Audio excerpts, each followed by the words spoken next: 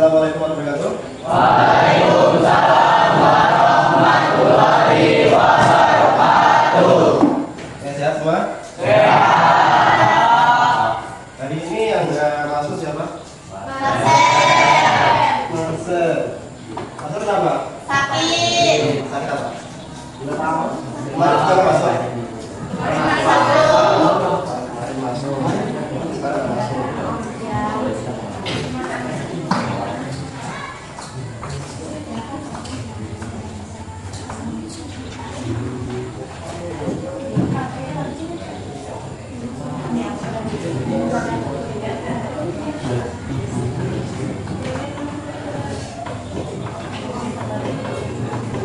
Sebelum kita mulai materi hari ini, alangkah baiknya kita berdoa.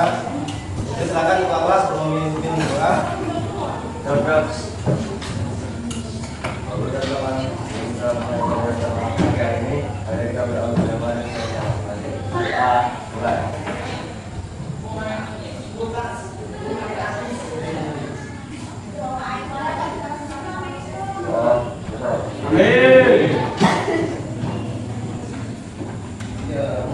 Oke, baik anak-anak, hari ini kita akan membahas tentang materi stop bullying.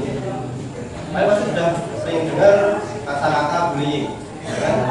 Nah, itu di media sosial atau mungkin di masyarakat atau mungkin kalian sudah merasakan atau mungkin sebagai pelaku bullying tersebut.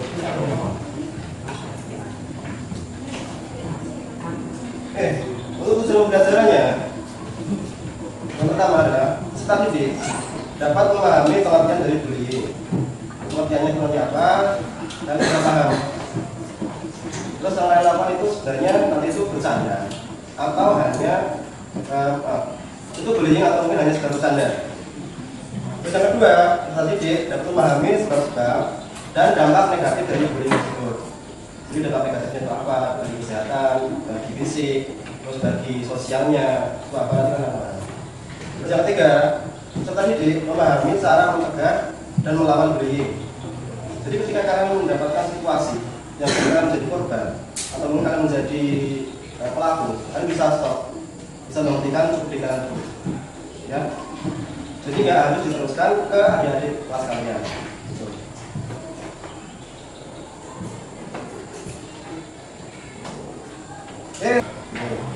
Bullying adalah satu bentuk dari perilaku agresif dengan kekuatan dominan pada perilaku yang dilakukan secara berulang-ulang dengan tujuan mengganggu anak baru atau korban yang lebih lemah darinya. Nah, jadi kalian mungkin sudah merasakan atau mungkin sudah melihat menyaksikan sendiri tentang apa yang pernah dirasakan oleh kalian mungkin pada sini yang merasakannya dari bullying ini, ya. Karena pengertiannya saja sudah mengacu pada tindakan agresi. Dan tidak berkemungkinan juga karena ada menjadi korban maupun pelakunya, tapi kalian tidak sadar. Karena apa? Itu mungkin sudah kebiasaan dengan dibalut rasa bercanda, ya kan?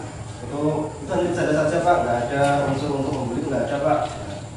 Kita ada tindakan bullying. Karena apa? Datang terus menerus dan tidak ada perlawanan.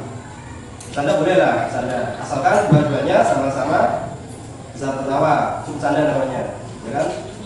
Tapi kalau satunya itu sedih atau mungkin merasa dirugikan, yang satunya itu senang, merasa gembira, terus sudah mengajak teman-temannya yang satu circle untuk membuli, itu namanya bullying, ya. Oke, selanjutnya prinsip bullying apa saja? Satu, terus fisik, terus relasional sosial, terus bullying. Oke, dari keempat ini, bullying verbal, jadi secara apa? Secara omongan, ya. Jadi kata-kata yang mengejek, merendahkan, atau mungkin di situ kalian biasanya waktu panggil nama-nama bapak, itu adalah satu bentuk bullying. Apa kalian sadari, ya kan? Bahkan ada juga yang misal nih kalian sudah biasa mengatakan sesuatu yang buruk, tapi kalian tanpa sadar itu menyakiti hati orang lain. Itu sudah bentuk bullying. Karena orangnya itu hanya diam saja, dia itu merasa nggak berani, dia itu merasa saya nggak akan bisa melawan. Nah, akhirnya diterus-teruskan. Itu namanya secara verbal. Terus yang secara fisik apa? Menendang,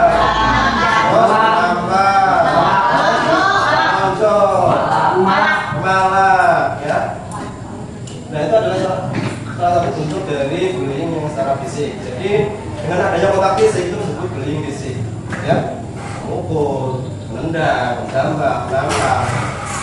Itu adalah bentuk-bentuk dari bullying yang secara fisik. Yang mungkin kalian sudah pernah melihatnya, atau mungkin sudah pernah merasakan atau menjadi pelakunya. Nah, ketika kalian sudah mengetahui hal ini itu adalah bullying, silakan nggak usah dilanjutkan, nggak usah dilakukan lagi. Atau mungkin kalian nanti melihatnya bisa cegah? Bisa, ya, harus bisa. Oke, yang ketiga adalah bullying secara relasional atau sosial.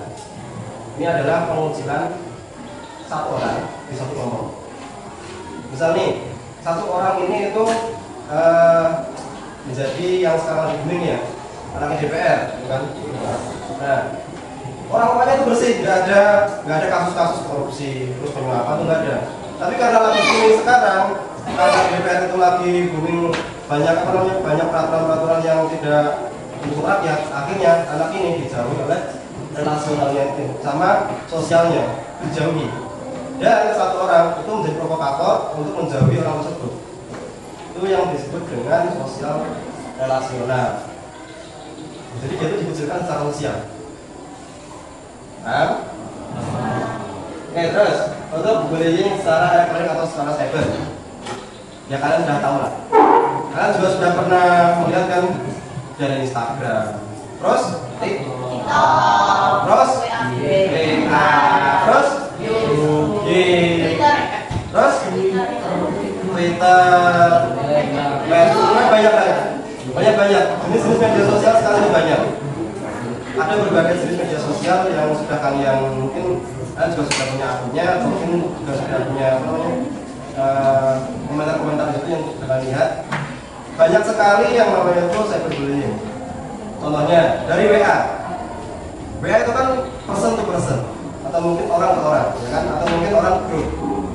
Nah, ketika kalian mendapatkan foto teman kalian yang lucu, kalian bikin stiker, kalian kirim ke grup, ya? Bullying? Secara apa? Secara cyber, ya? Atau mungkin kalian komentar di foto teman kalian yang agak ini, apa namanya? Mungkin menurut kalian ini lucu, ada menurut dia ini bagus, make upnya ketebalan, alisnya nggak rata, dempulnya ketebalan. Itu adalah bentuk-bentuk bullying secara cyber, ya. Tanpa harus ketemu orangnya langsung, tanpa harus bicara langsung, tapi kalian melalui media elektronik. Itu yang disebut dengan cyberbullying. Oke? Yang selanjutnya, sebab terjadinya bullying apa?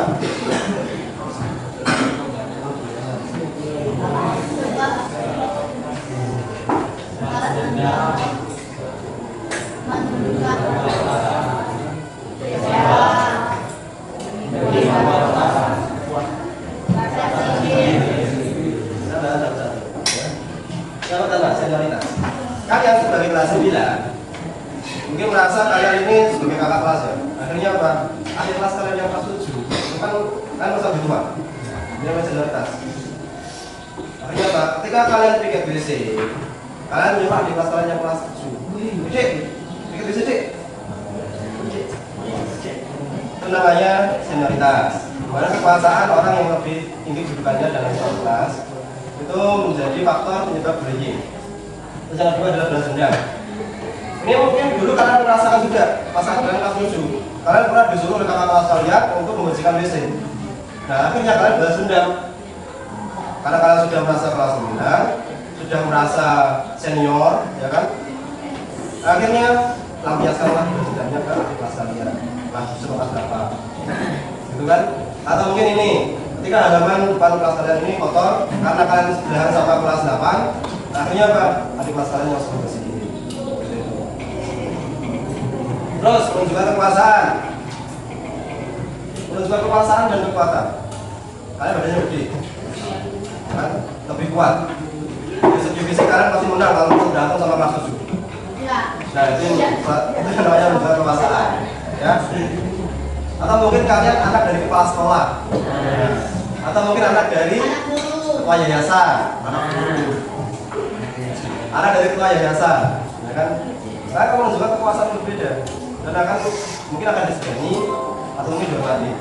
Nah, rasa kecewa yang bisa Ada yang bisa memberi contoh? Kecewa?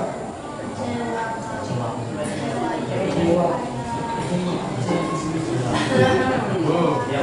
Kecewa itu gini. Misal teman kalian tidak menunjukkan sikap yang seperti kalian inginkan. Merasa kecewa. Akhirnya apa? Dengan kalian kecewa, teman kalian itu tidak seperti yang kalian inginkan. Akhirnya kalian merasa teman kalian yang lain untuk memberi dia. Kenapa? Berbeda sendiri. Tidak seperti yang kalian inginkan. Padahal pengennya mungkin ini. Dia itu memberi contekan pada kalian pas saat ulangan, ya kan? Atau mungkin tes akhir. Nah, ketika dia bersikap berbeda, dia tidak memberi. Karena akan memberi dia. Ini sombongnya tapi nggak mau masuk contekan. Sombongnya, sok pinter, ya kan? Atau mungkin kalian pas dia WC, kalian mempukuli dia. Anarkis. Terus demi kepuasan, ada orang yang mungkin satu hari dia nggak bully orang lain, nggak menghina orang lain, nggak memukul orang lain. Dia itu ada yang kurang di diri. Psikopat, ya. Itu memang salah satu bentuk kepuasan. Sama kayak kalian kalau misal satu hari kepegang HP.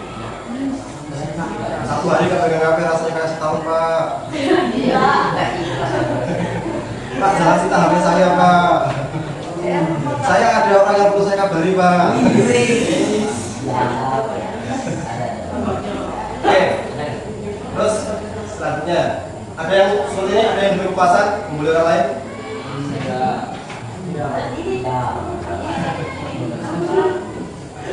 Saya ada ya kelas 9. Karena sudah belajar dari kelas 7 sampai sekarang kelas 9 kan.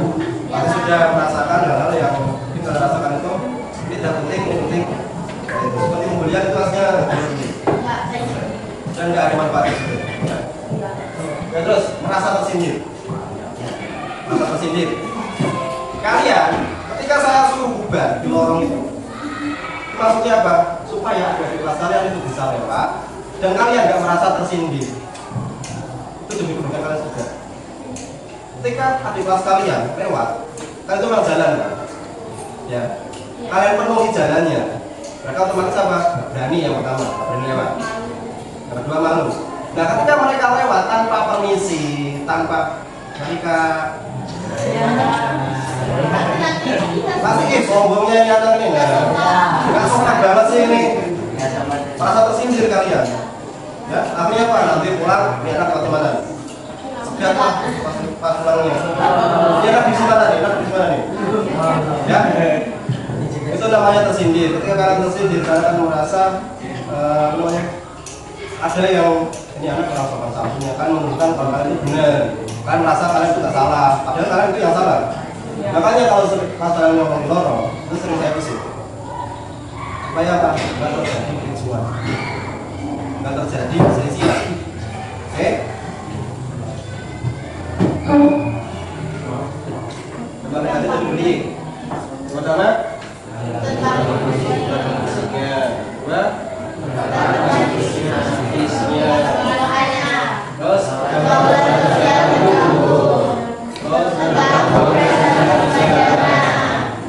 ini dari fisiknya, ya. Ketika beli yang satu orang, misal delivery oleh satu kelompok, pasti akan kalah, ya. Dan itu akan memicu terus-menerus, akan memicu yang namanya itu katakan dari psikisnya atau kejiwaannya, lalu sosial terganggu, terus juga terganggu prestasi belajarnya, itu pasti. Kenapa? Yang pertama, dia takut untuk berangkat sekolah. Psikisnya, dia itu sudah merasa ada kecemasan. Cemas yang pertama ketemu sama kakak kelasnya. Nanti cemas kalau dipukuli lagi. Nanti cemas kalau dia diminta uangnya lagi. Cemas kalau dia dikata-katain lagi. Ya kan? Karena terganggu psikisnya. Makanya ada beberapa orang yang mungkin saat dia itu sudah merasa tertekan, dia itu nggak akan keluar rumah. Menyendiri, tanpa ada komunikasi, tanpa dibicarakan sama orang lain, dan hanya dipendam sendiri. Itu jeleknya. Nanti akan berakibat apa? Diri, stres, depresi, pasti. Terus pergaulan sosialnya terganggu. Nah, ini saya tekankan Ketika orang sudah tertekan psikisnya, pasti dia itu akan minder ketemu orang lain. Kenapa? Mungkin saat dia waktu SD, SMP sering dibully dengan kondisi fisiknya, kondisi ekonominya, dengan nama-nama yang dipanggilnya dia, ya kan?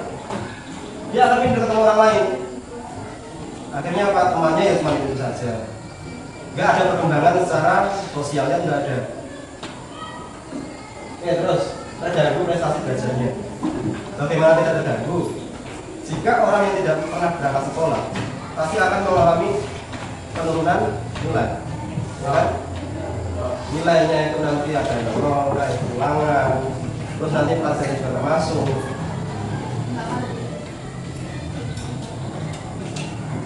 Itu dampak dari bullying. Ada yang bisa dibutuhkan lagi?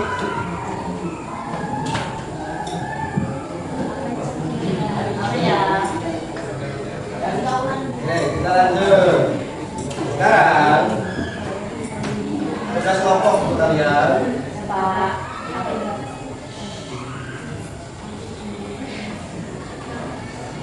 Kita dikerjakan.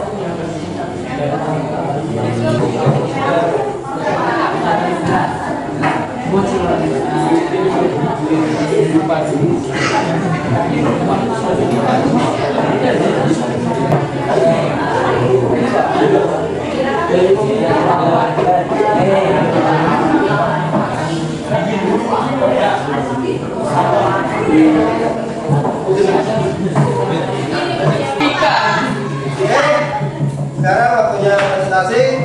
Sudah siap? Nanti satu kelompok silakan untuk menanggapi presentasi dari kelompok lainnya, ya. Oke, siapa yang mau dulu?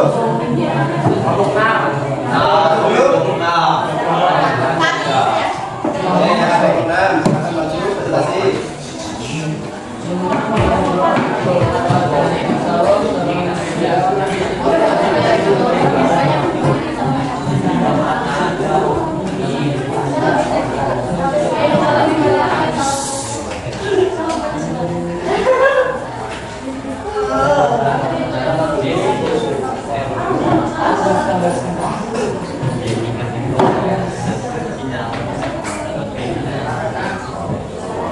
Assalamualaikum warahmatullahi wabarakatuh. Waalaikumsalam.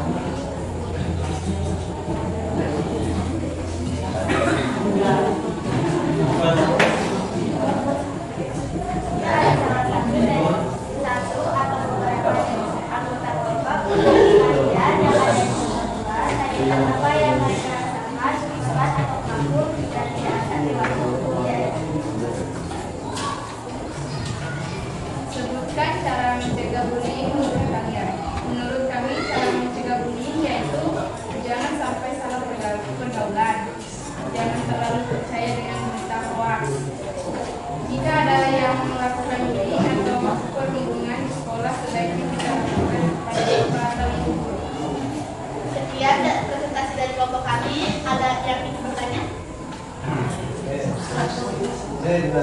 Tepuk tangan dulu.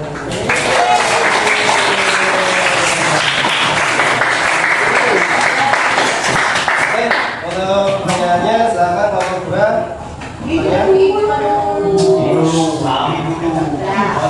Ya, nomor 2. Bagaimana pendapat kalian jika ada pelaku atau pelaku atau teman kalian yang dibunuh?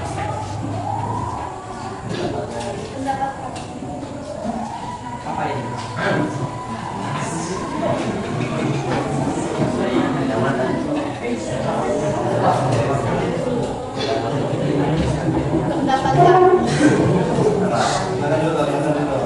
Bagaimana pendapat kalian jika ada teman kalian yang dibunuh? Pendapat kami jika ada teman kami yang dulu itu dicegah dulu baru kalau kita laporin ke guru.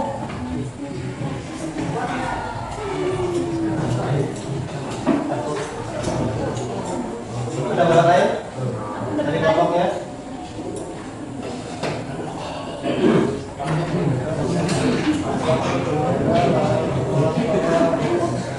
Lapor ke guru sekolah. Jawabnya Mas kan? Sekian presentasi dari kelompok kami. Terima kasih. Assalamualaikum warahmatullahi wabarakatuh.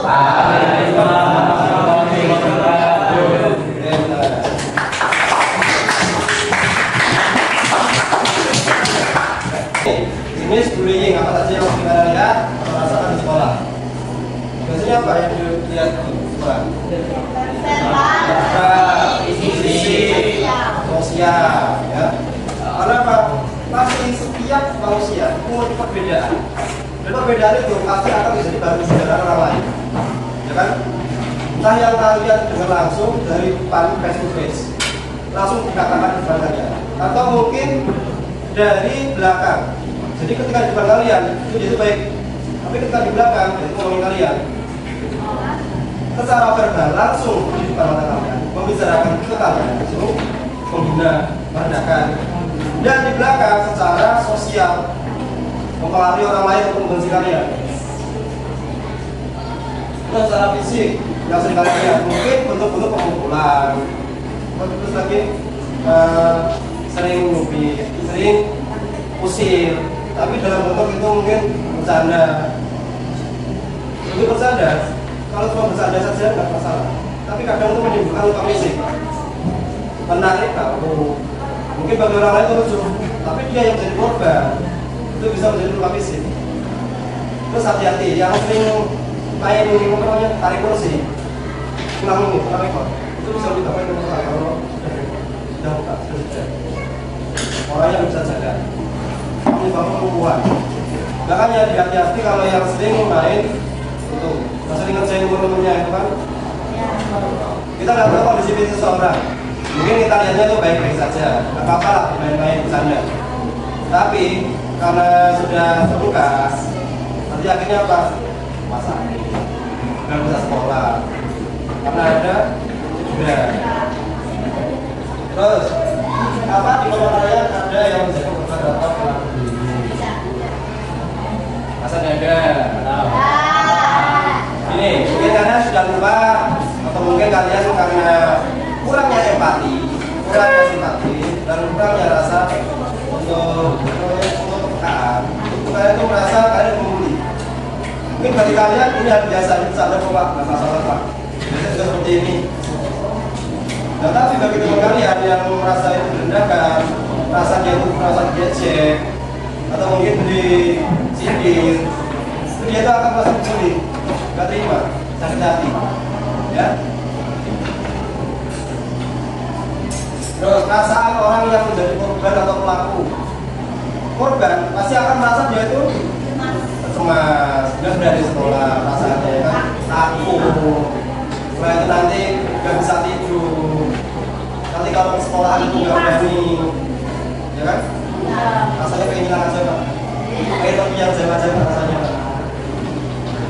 Terus biasanya ini, yang menjadi korban bullying itu biasanya orang yang kalau umur kalian ya, Satu, orang yang habis putus sama pacarnya. Terus yang kedua, itu pasti nama orang tua yang dibuat bahan candaan, kan? Terus lagi, pasti nanti akan ada kondisi fisik yang diadakan. Mungkin dia apa namanya? Dia itu sering sakit perhatian sama guru, sering perhatian sama orang lain, atau kondisi fisik yang lain. Karena Pak, ini Pak, orangnya bagus Pak, karena orangnya ganteng Pak, orangnya sakit Pak. Akhirnya dibeli. Terus pelaku biasanya itu nggak merasa, karena apa? Dia masih tersadar. Jadi nggak ada itu rasa bersalah, nggak ada. Makanya kalian harus hati-hati, ya. Oke, selanjutnya cara menjaga beli gimana? Tuh, Kalau itu disampaikan lapor ke guru bisa. Terus lapor perbanyak sosialnya, ya. Jika kalian itu dikritik, nggak usah ditanggapi yang negatif. Kalau orang mau kritik berarti itu memang kalian harus introspeksi diri, ya kan? Jangan sampai nanti gini, jika kalian sudah melakukan hubungan terbaik, nanti kalian kok ada orang di belakang, salah saya itu gimana? Perbaiki sih, ya. Jika kalian sudah bekerja keras, sudah melakukan yang terbaik, tapi kalian masih diomongkan orang, salah saya itu gimana? Ya. Itu yang harus kalian perbaiki diri. Terus lagi apa? Terus kebeliin. Lagi?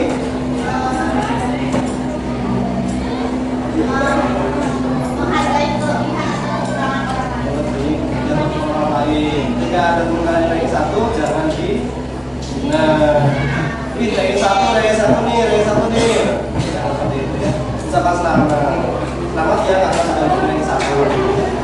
Ketika ada beberapa teman, jangan di. Oke, ada pertanyaan? Oke, ada pertanyaan. Kalau nggak ada, kita akhiri.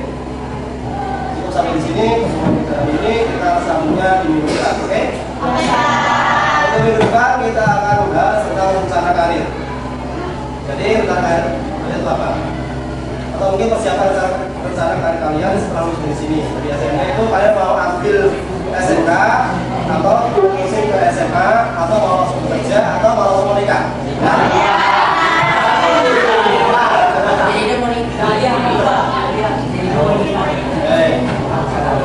Oke, bukan dari saya. Kalau tidak saya mohon maaf. Saya akhiri. Wassalamualaikum warahmatullahi wabarakatuh.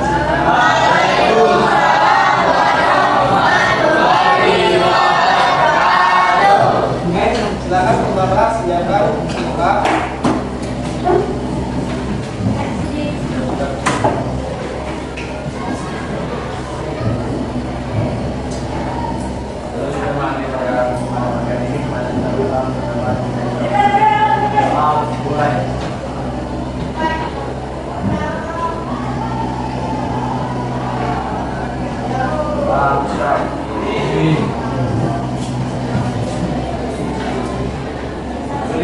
Beri salam pada Pak Guru.